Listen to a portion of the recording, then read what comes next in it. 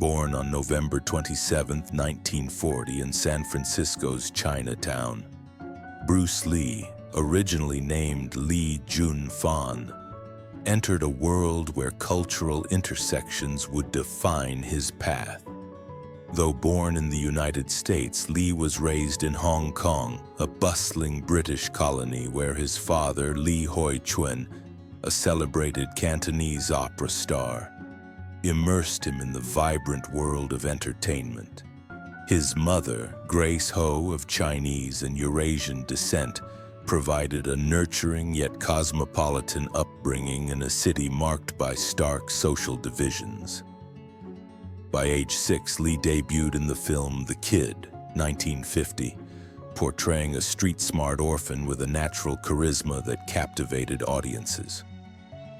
This early exposure to acting, coupled with his mixed heritage, part Chinese, part Eurasian, shaped his understanding of cultural diversity, but also exposed him to the prejudice pervasive in colonial Hong Kong. Training in Wing Chun under Master Ip Man instilled discipline and focus, while street fights in the city's tough neighborhoods honed his resilience.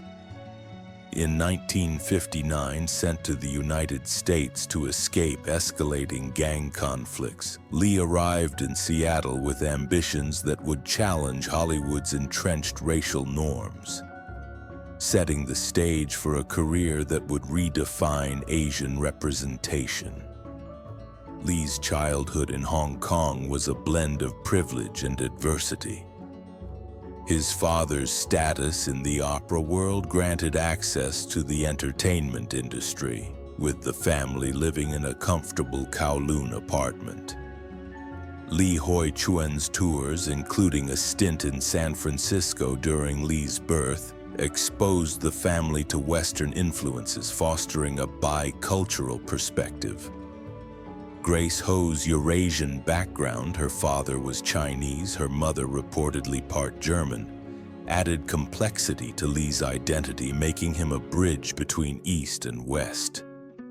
Yet colonial Hong Kong's rigid social hierarchy often marginalized those of mixed descent, with Lee facing slurs and exclusion from both Chinese and British circles.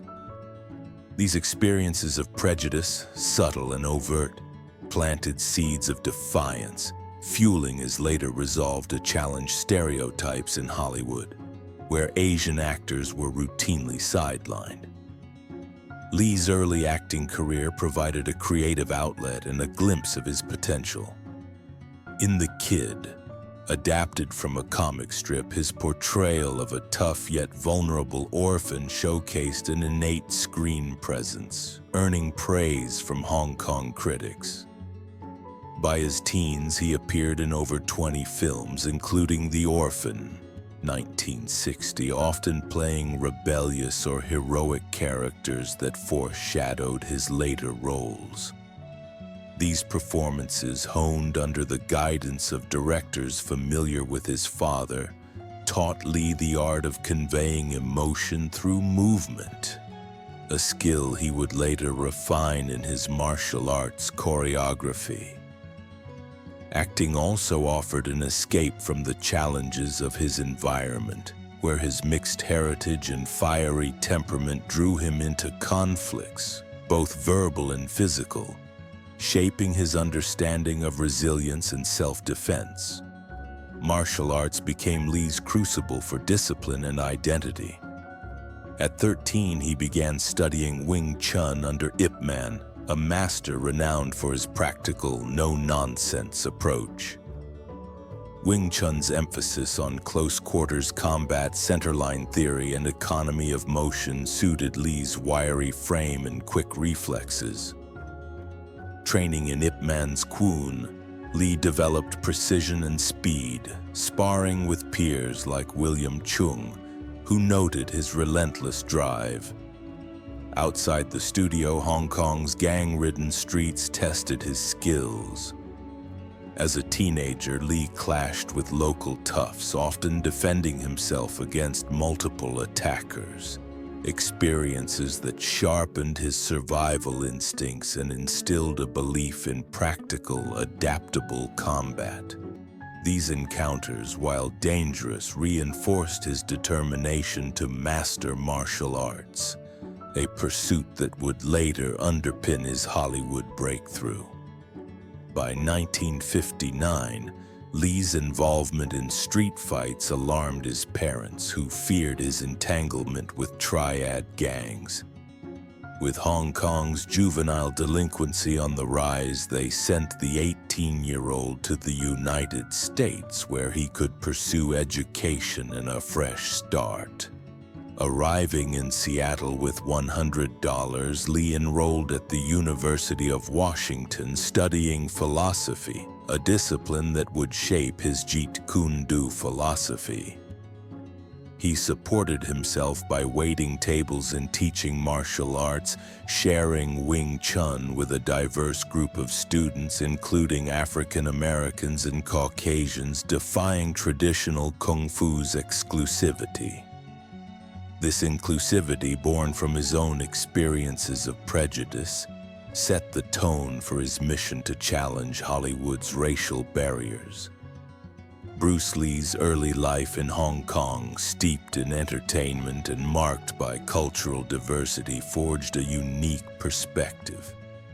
His acting debut in The Kid revealed his charisma, while his mixed heritage exposed him to colonial prejudice, fueling his defiance.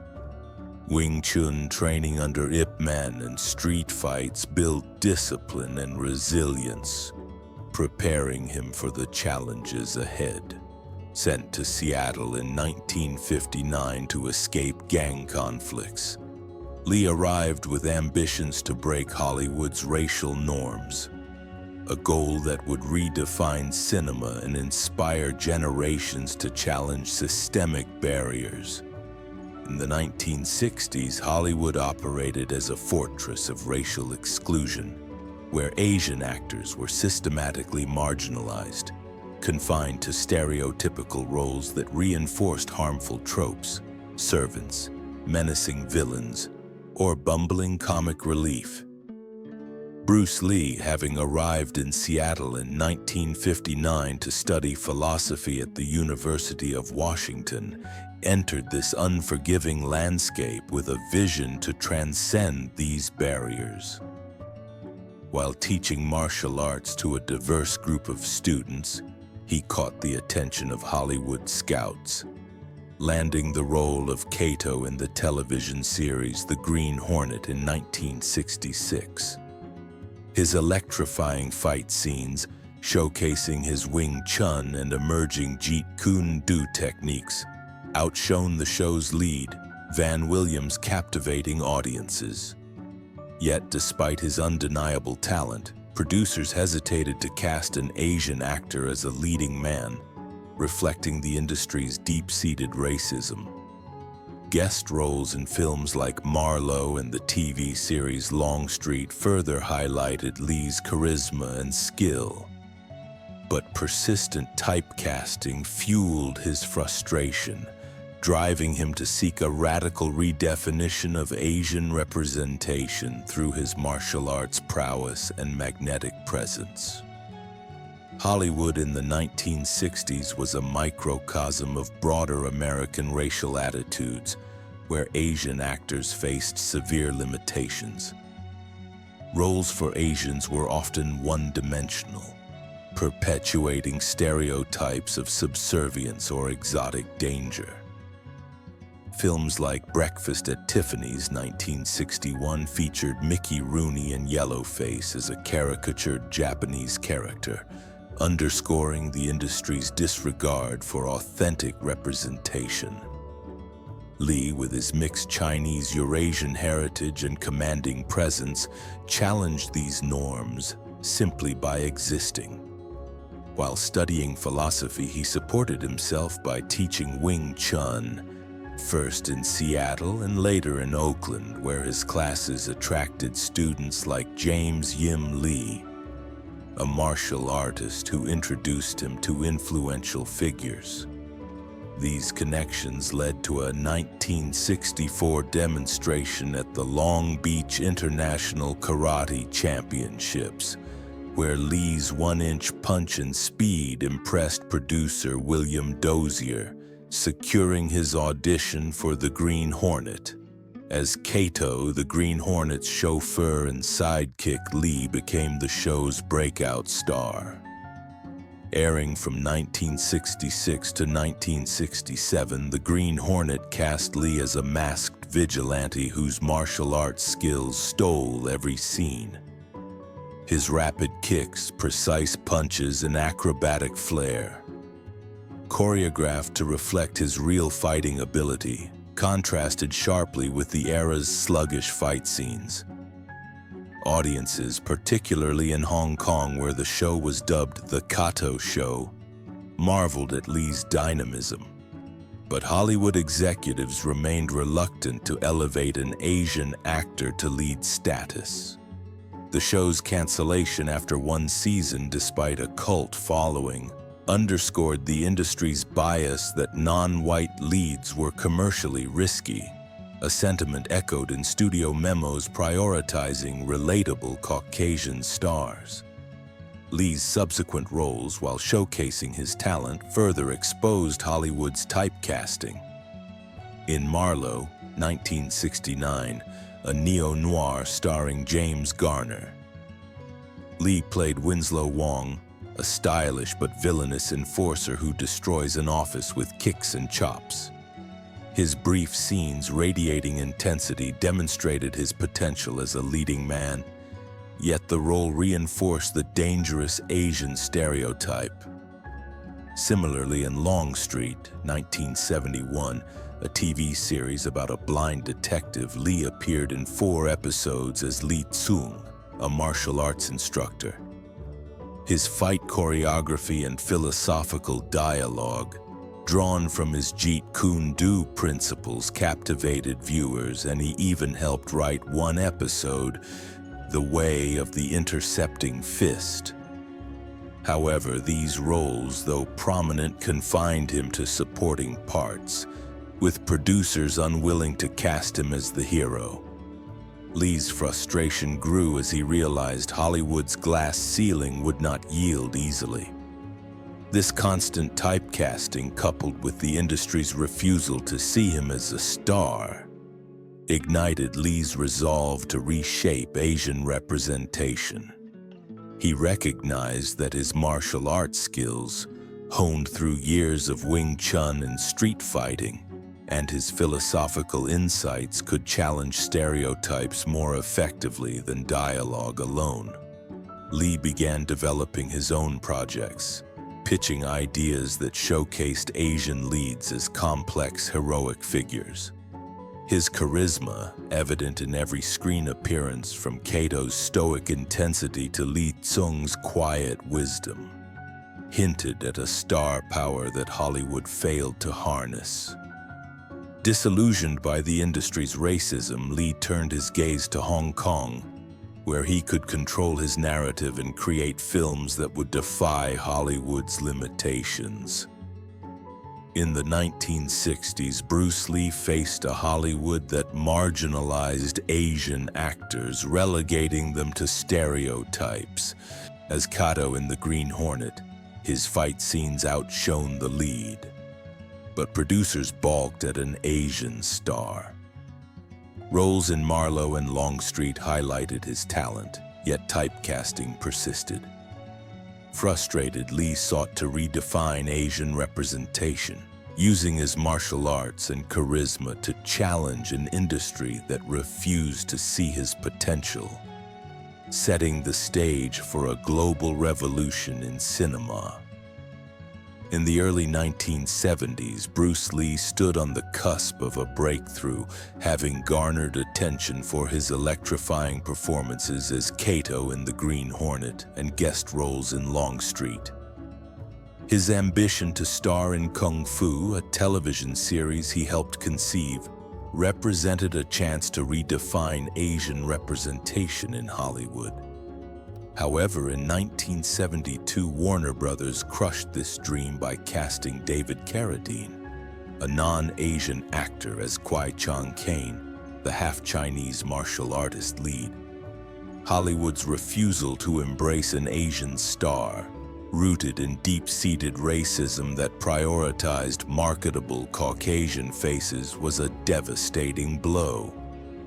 This rejection, emblematic of the industry's systemic barriers, prompted Lee to return to Hong Kong, where he forged a partnership with Golden Harvest, a rising film studio. His decision to create films that showcased his martial arts prowess and philosophical depth marked a pivotal turning point, allowing him to challenge Hollywood's gatekeeping from afar and reshape global perceptions of Asian identity.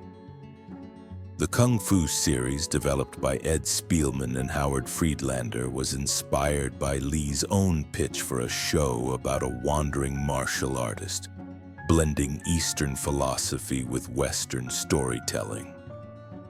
Lee envisioned himself as the lead, a role that aligned perfectly with his skills and charisma. He had discussed the concept with Warner Brothers executives, drawing on his experiences teaching Jeet Kune Do and his philosophy of self-expression. His guest role in Longstreet, where he articulated martial arts principles, served as a de facto audition, earning praise from producers.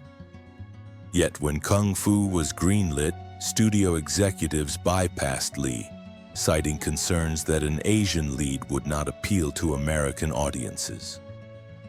David Carradine, with no martial arts background and a vaguely exotic look, was chosen instead, a decision that reflected Hollywood's preference for white actors in ethnic roles, a practice known as yellowface.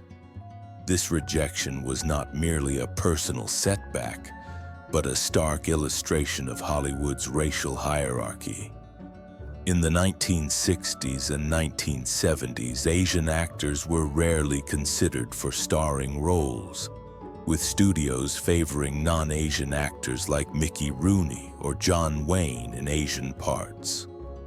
Internal memos from Warner Brothers, later revealed, expressed fears that Lee's authenticity might alienate viewers accustomed to stereotyped portrayals. The decision stung Lee deeply, as he had invested hope in Kung Fu as a vehicle to showcase an Asian hero who was complex, philosophical, and heroic. The snub galvanized his resolve to prove Hollywood wrong, not by conforming to its rules, but by rewriting them on his own terms. Disillusioned, Lee returned to Hong Kong in 1971, where the film industry was booming and less constrained by Hollywood's racial biases. He partnered with Golden Harvest, a studio led by producer Raymond Chow, which offered creative control that Hollywood denied. Golden Harvest, eager to capitalize on Lee's growing fame from the Green Hornet's popularity in Hong Kong, provided a platform for Lee to star and eventually direct. This move marked a turning point as Lee seized the opportunity to craft films that defied stereotypes. His vision was to portray Asian characters as powerful, principled, and universally relatable, challenging the subservient or villainous tropes Hollywood perpetuated. Lee's decision to work in Hong Kong was a strategic act of defiance, allowing him to bypass Hollywood's gatekeepers. His first Golden Harvest film, The Big Boss, 1971, became a massive hit, proving that an Asian lead could draw global audiences. This success laid the groundwork for Fist of Fury and The Way of the Dragon, where Lee's martial arts and philosophy took center stage. By creating authentic, heroic Asian narratives, he began to shift cultural perceptions, forcing Hollywood to reckon with his marketability. Bruce Lee's rejection for Kung Fu, a series he helped conceive, exposed Hollywood's racism, favoring David Carradine over an Asian star. This 1972 snub, driven by the industry's bias for marketable faces, pushed Lee to return to Hong Kong and partner with Golden Harvest. His decision to produce films showcasing his martial arts and philosophy marked a turning point, challenging Hollywood's gatekeeping from afar and paving the way for a global redefinition of Asian representation in cinema. In 1971, after facing Hollywood's racial barriers, Bruce Lee returned to Hong Kong, a city teeming with cinematic opportunity, and partnered with Golden Harvest to produce films that would redefine Asian representation. His first venture, The Big Boss, 1971, cast him as Cheng Chao-an, a factory worker who fights corrupt oppressors, embodying a heroic Asian figure who stood against injustice. The film, made on a modest budget, grossed over $50 million worldwide, adjusted for inflation, captivating audiences with Lee's explosive martial arts and raw charisma.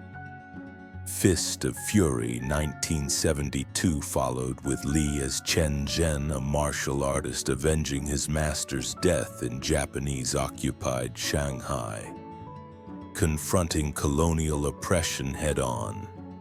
These films, both box office juggernauts, resonated deeply with global audiences, especially marginalized communities in Asia, Africa, and the Americas, who saw their struggles mirrored in Lee's defiant heroes. The Way of the Dragon, 1972, which Lee directed, culminated in the iconic Coliseum fight against Chuck Norris, a sequence that transcended cultural boundaries with its universal display of skill and intensity. By portraying Asians as powerful, principled leads, Lee shattered Hollywood's stereotypes, proving that Asian stars could command global crowds and reshape cinema's racial narrative. The Big Boss, released in October 1971, marked Lee's transformation into a cultural phenomenon. Filmed in Thailand, the movie showcased his Jeet Kune Do techniques, rapid punches, high kicks, and fluid footwork, in gritty, realistic fight scenes that contrasted with Hollywood's theatrical stunts. Lee's portrayal of Cheng, a reluctant hero who unleashes his fury to protect workers, struck a chord in Hong Kong, where labor exploitation was rife.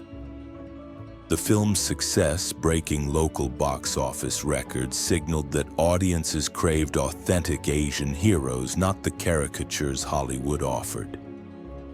Its international release from Southeast Asia to Europe drew diverse fans, particularly in developing nations where Lee's underdog narrative resonated with those facing systemic inequities.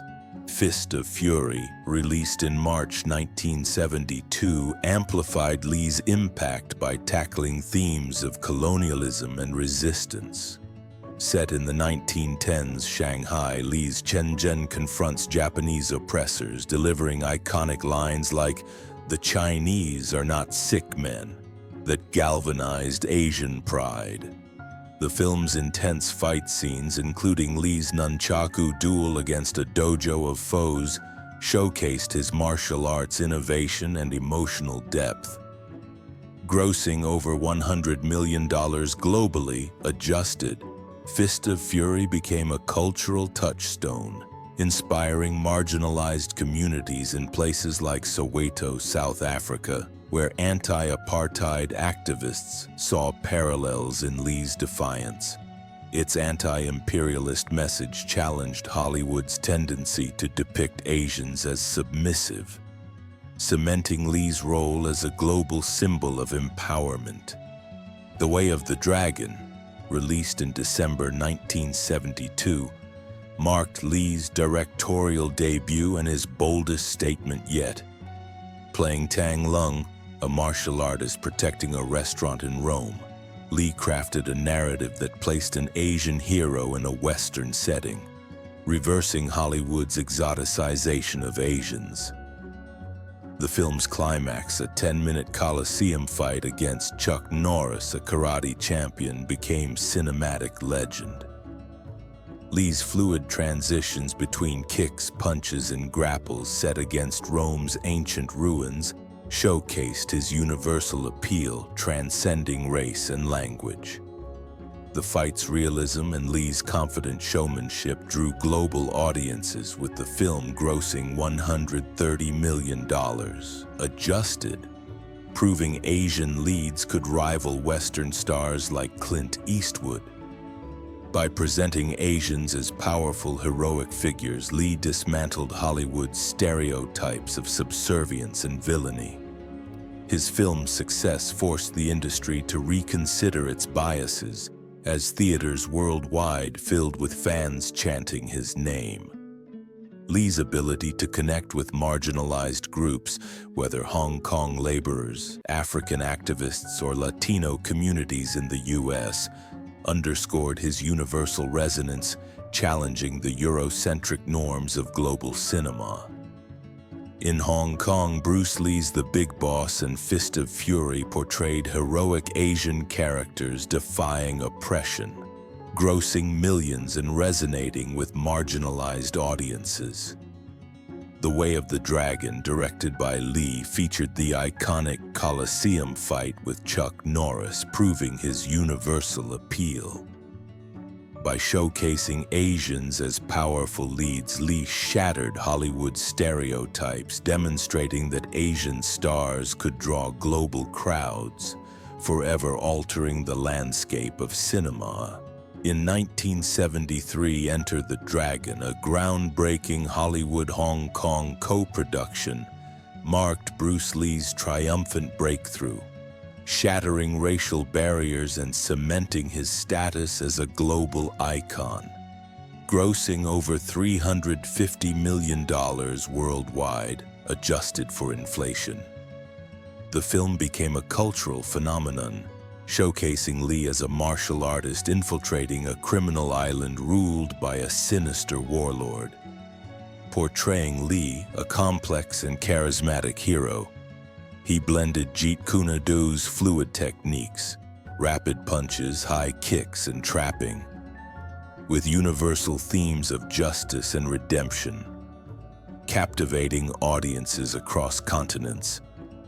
The film's unprecedented success forced Hollywood to acknowledge the commercial viability of Asian leads, challenging decades of exclusionary casting practices. By defying stereotypes that confined Asians to subservient or villainous roles, Lee inspired future stars like Jackie Chan and Jet Li, while becoming a symbol of empowerment for Asian and minority audiences whose pride in his heroic portrayal reverberated globally. Enter the Dragon, produced by Warner Brothers and Golden Harvest, was a bold experiment, blending Hollywood's polish with Hong Kong's martial arts expertise. Directed by Robert Clouse, the film cast Lee as a Shaolin monk recruited by British intelligence to dismantle a drug trafficking empire. Unlike his Hong Kong films, which targeted regional audiences, Enter the Dragon was designed for global appeal, featuring a diverse cast including Jim Kelly and John Saxon. Lee's choreography, particularly in the iconic mirror room fight, showcased his Jeet Kune Do philosophy, adaptability, precision, and explosive power, elevating martial arts cinema to an art form. The film's gritty realism, with Lee's visceral strikes and intense stares, contrasted sharply with Hollywood's cartoonish fight scenes, drawing packed theaters from New York to Nairobi. The film's success was a seismic shift for Hollywood, which had long dismissed Asian leads as unmarketable. Its box office haul, rivaling major 1973 releases like The Exorcist, proved that an Asian star could headline a blockbuster. Studio executives, initially skeptical, were compelled to reconsider their biases as Lee's universal charisma, rooted in his ability to convey strength and vulnerability, transcended racial boundaries. The film's narrative, pitting Lee against a multicultural array of foes, including the villainous Han, subverted Hollywood's tendency to typecast Asians as antagonists. By portraying a principled hero who fought for justice, Lee challenged the industry's Eurocentric norms, paving the way for a new era of Asian representation. Enter the Dragon's impact on future Asian actors was profound. Jackie Chan, then a stuntman in Hong Kong, cited Lee's Hollywood breakthrough as inspiration to pursue global stardom, blending martial arts with comedy in films like Rush Hour. Jet Li, who rose to fame in the 1990s, credited Lee's defiance of stereotypes for opening doors in films like Lethal Weapon 4. Beyond individual careers, the film's success spurred Hollywood to produce more martial arts content. From The Karate Kid to Crouching Tiger, Hidden Dragon, each owing a debt to Lee's trailblazing.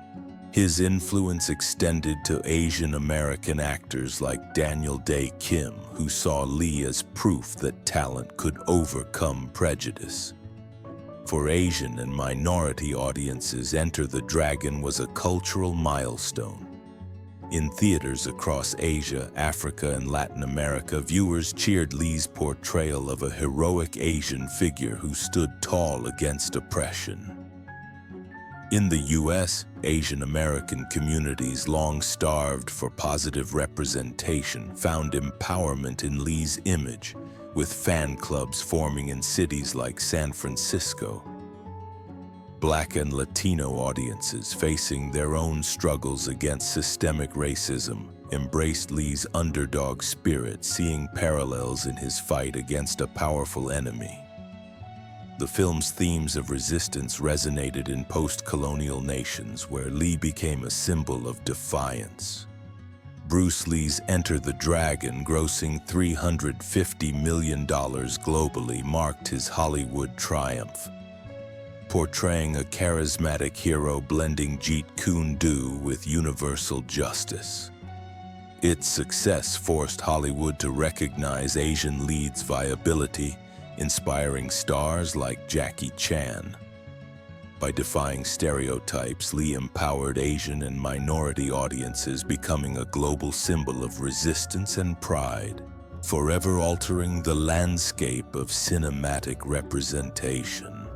Beyond his cinematic achievements, Bruce Lee's philosophy of self-expression and adaptability, embodied in his martial arts system Jeet Kune Do, transcended physical combat to challenge cultural norms and reshape societal perceptions. Rooted in Taoist and Zen principles, Lee's teachings emphasized individuality and fluidity, encapsulated in his iconic quote, "Don't think, feel," which urged practitioners to trust their instincts over rigid dogma. This message resonated profoundly with minorities facing systemic barriers, offering a blueprint for overcoming prejudice through personal authenticity. By teaching non-Chinese students in the United States, Lee defied the exclusivity of traditional kung fu, which often barred outsiders, promoting a radical inclusivity that broadened martial arts' appeal. His writings, compiled posthumously in the Tao of Jeet Kune Do, became a manifesto for artists, athletes, and dreamers, inspiring them to break free from stereotypes and amplifying Lee's impact on Hollywood's gradual shift toward diversity, where his legacy empowered underrepresented voices to claim their space. Lee's philosophy, developed through years of studying philosophy at the University of Washington, drew from diverse sources: Taoism's emphasis on flow, Zen's focus on presence, and Western thinkers like Jiddu Krishnamurti. Jeet Kune Do, meaning way of the intercepting fist, was not merely a fighting style but a mindset, advocating absorbing what is useful, discarding what is not. The quote, "Don't think, feel," from Enter the Dragon captured this ethos, encouraging spontaneity and self-expression. For minorities, particularly Asian Americans navigating a society that marginalized their identities, this philosophy was liberating. It inspired figures like playwright David Henry Hwang, who cited Lee's individualism as a catalyst for challenging Asian stereotypes in works like M. Butterfly, reflecting Lee's influence on cultural creators beyond martial arts. Lee's defiance of traditional kung fu's exclusivity was a bold cultural statement. In the 1960s, many Chinese martial arts masters refused to teach non-Chinese students, viewing their art as a cultural secret. Lee, teaching in Seattle and Oakland, welcomed students of all backgrounds, Black, white, Latino, and Asian, breaking this barrier with his Wing Chun and early Jeet Kune Do classes. This inclusivity sparked controversy, notably leading to the 1964 challenge fight with Wong Jack Man, who opposed Lee's open teaching. Lee's victory, though debated, symbolized his commitment to universal access, making martial arts a shared pursuit. His diverse student base, including Hollywood figures like Steve McQueen, spread his philosophy, fostering a more inclusive martial arts culture that influenced Hollywood's casting of diverse talent. The Tao of Jeet Kune Do, published in 1975, 2 years after Lee's death, distilled his philosophy into a text that became a touchstone for creative minds. Compiled by his widow, Linda Lee Cadwell, and student Dan Inosanto, the book blended Lee's notes on technique, strategy, and mindset, with aphorisms like, "Be water, my friend." Its impact reached beyond martial arts, inspiring filmmakers like John Woo, whose kinetic action films echo Lee's fluid choreography, and athletes like NBA star Kareem Abdul-Jabbar, a Lee student who applied his principles to basketball. In Hollywood, the book's emphasis on breaking free from constraints encouraged Asian actors like Michelle Yeoh to pursue roles that defied typecasting, contributing to a slow but growing diversity in film. Lee's philosophy also empowered marginalized communities globally. In post-colonial nations, his call to reject imposed limitations resonated with youth challenging systemic oppression. From South Asian immigrants in London to Black communities in Harlem, his inclusive teaching model inspired martial arts schools worldwide, many adopting Jeet Kune Do's principles to train diverse students, furthering his vision of unity through combat arts. The Bruce Lee Foundation, established by his family, continues this legacy, offering workshops that teach his philosophy to underrepresented groups, amplifying his impact on cultural inclusivity. Bruce Lee's philosophy of self-expression and adaptability, rooted in Jeet Kune Do, challenged cultural norms with quotes like, "Don't think, feel," inspiring minorities to overcome barriers. By teaching non-Chinese students, he defied Kung Fu's exclusivity, promoting inclusivity. The Tao of Jeet Kune Do inspired artists and athletes to break stereotypes, enhancing Hollywood's diversity. Lee's legacy of empowerment endures, shaping a more inclusive cultural landscape through his universal vision. Bruce Lee's untimely death in 1973 at the age of 32, just as Enter the Dragon catapulted him to global stardom, did not dim his transformative influence on Hollywood. His trailblazing efforts to break racial barriers, showcasing Asian leads as heroic and complex, laid a foundation that reshaped the industry's approach to diversity. Stars like Michelle Yeoh and Simu Liu, who have cited Lee as a profound inspiration, owe their breakthroughs to his pioneering defiance of stereotypes. Films such as Crouching Tiger, Hidden Dragon 2000, and Shang-Chi and the Legend of the Ten Rings 2021, which brought Asian narratives to global audiences, stand as direct beneficiaries of Lee's groundwork.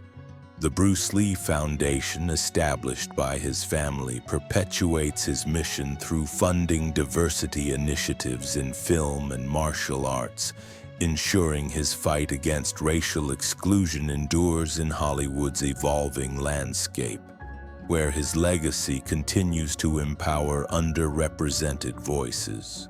Lee's impact on Hollywood was revolutionary, challenging an industry that had long marginalized Asian talent. His success in Enter the Dragon, grossing $350 million globally, adjusted for inflation, proved Asian leads could headline blockbusters, forcing studios to rethink their casting biases.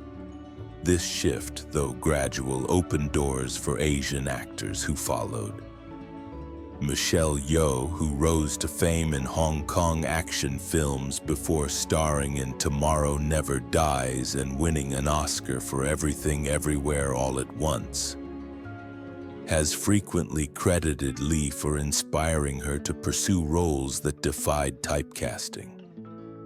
In interviews, Yeoh noted that Lee's portrayal of strong, charismatic heroes gave her the confidence to demand complex characters, breaking the mold of submissive Asian stereotypes.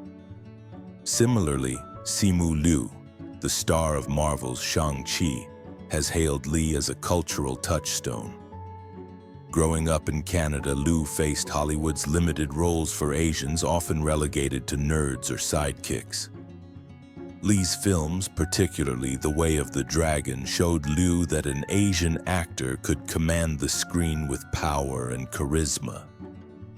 Shang-Chi, Marvel's first Asian-led superhero film, echoes Lee's legacy, blending martial arts with universal themes of identity and family, much like Enter the Dragon's fusion of action and philosophy.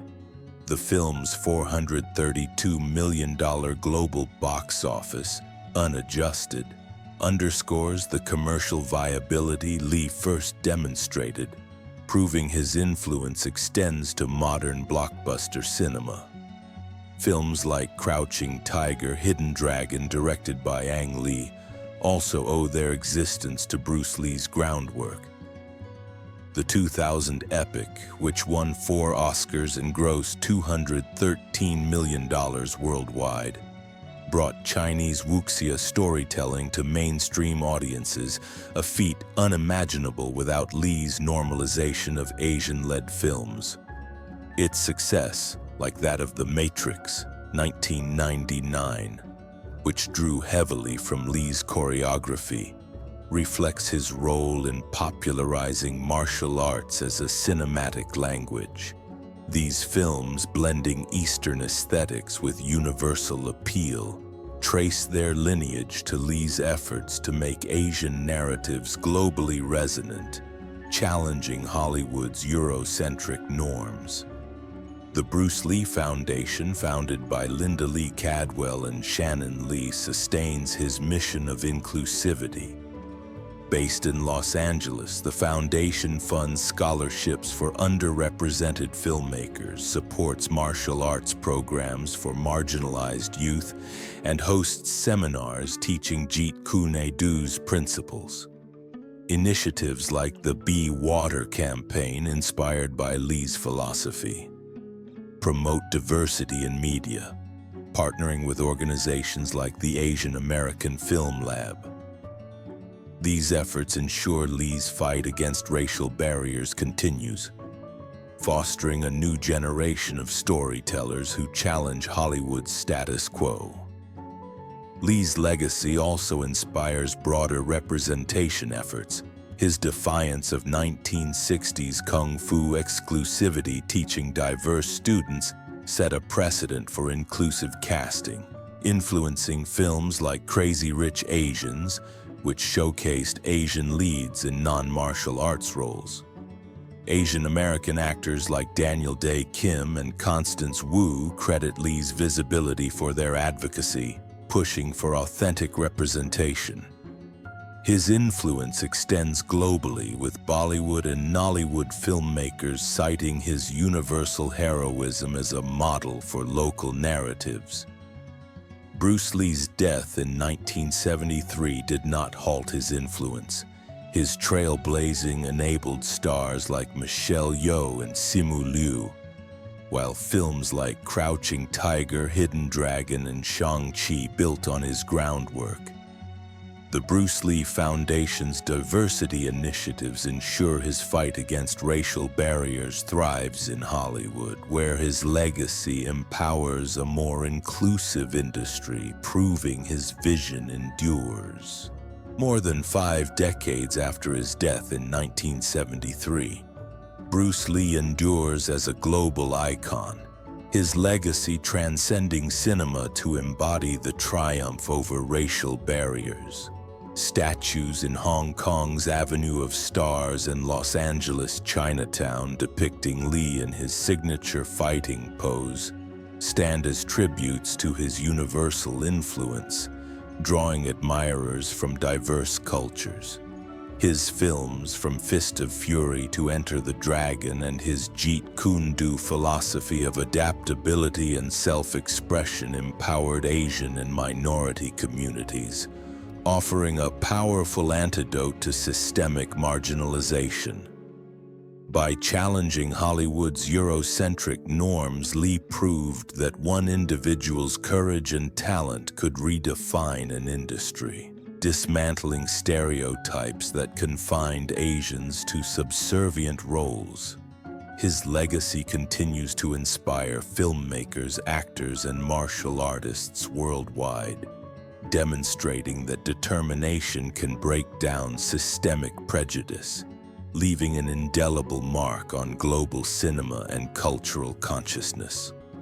The statues of Bruce Lee symbolize his transcendence of racial and cultural divides. Unveiled in Hong Kong in 2005, the 2.5-meter bronze figure captures Lee's intensity, overlooking Victoria Harbor as a testament to his role as Asia's pride. In Los Angeles, a 2013 statue in Chinatown, funded by fans, reflects his impact on Asian American identity, a beacon for communities long underrepresented in media. These monuments attract pilgrims, fans, martial artists, and activists who see Lee as a symbol of resistance against oppression. From Tokyo to Rio de Janeiro, tributes like murals and festivals celebrate his universal appeal, uniting diverse groups under his message of empowerment through action and authenticity. Lee's films empowered Asian and minority communities by presenting heroic narratives that countered Hollywood's stereotypes. Fist of Fury's depiction of Chen Zhen confronting Japanese oppression resonated with Asian diaspora communities in the US, Canada, and the UK, fostering pride in their heritage. In Enter the Dragon, Lee's portrayal of a principled warrior inspired Black and Latino audiences who saw parallels in their struggles against systemic racism. In post-colonial nations like India and Nigeria, Lee's underdog victories in The Big Boss mirrored local fights against exploitation, making him a folk hero. Fan letters from the 1970s, archived by the Bruce Lee Foundation, reveal how viewers from Soweto to Seoul found strength in his defiance, transforming him into a global symbol of resilience. His Jeet Kune Do philosophy, articulated in the Tao of Jeet Kune Do, further amplified his empowerment. Quotes like, "Be water, my friend," encouraged adaptability, resonating with minorities navigating discriminatory systems. This philosophy inspired cultural creators beyond cinema, musicians like LL Cool J, who referenced Lee in lyrics, and writers like Junot Diaz, who drew on his individualism to craft authentic narratives. By teaching diverse students in the 1960s, Lee challenged Kung Fu's exclusivity, a model that empowered martial arts communities worldwide to embrace inclusivity, from Brazilian capoeira schools to European Krav Maga dojos. Lee's challenge to Hollywood's Eurocentric norms reshaped global cinema. His success forced studios to reconsider Asian leads, paving the way for films like Slumdog Millionaire and Parasite, which brought non-Western stories to Oscar stages. Filmmakers like Bong Joon-ho have cited Lee's fusion of action and philosophy as a blueprint for culturally resonant storytelling. Actors like Dev Patel and Riz Ahmed, advocating for authentic representation, echo Lee's defiance, while martial artists like Tony Jaa in Thailand credit him for globalizing regional fighting styles. Lee's legacy inspires a new generation to dismantle systemic prejudice. The Bruce Lee Foundation's diversity programs, funding filmmakers from marginalized backgrounds, extend his vision, supporting projects that challenge stereotypes. His influence permeates global pop culture, from anime like Naruto, inspired by his choreography, to video games like Sleeping Dogs, featuring his likeness. By proving one person could shift an industry, Lee remains a beacon for those fighting exclusion. Bruce Lee's statues in Hong Kong and Los Angeles mark him as a global icon, his films and philosophy empowering Asian and minority communities. By challenging Hollywood's Eurocentric norms, he inspired filmmakers, actors, and martial artists worldwide. Lee's legacy, proving courage can dismantle prejudice, endures in cinema and culture, leaving a timeless mark as a symbol of empowerment and universal resilience.